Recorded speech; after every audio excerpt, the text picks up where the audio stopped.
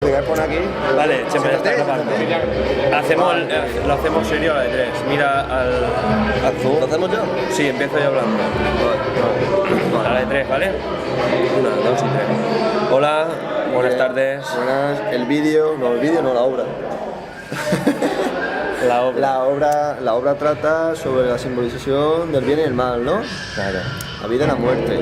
Tendremos una persona que será un brujo que representará el tiempo. El tiempo irá entre el bien y el mal por su conquista, ¿por qué? Por lo del medio, ¿no? Por el alma. Es la guerra interna que sufre una persona en estado de inconsciencia luchando por su vida y la muerte, mediendo el tiempo mediante el brujo. Madre mía, cómo te ha quedado. De lujo. Esperamos que os guste a todos. Un poco, llame la atención. Venga. Y de fondo un vídeo que para todos los gustos. Es una videodanza.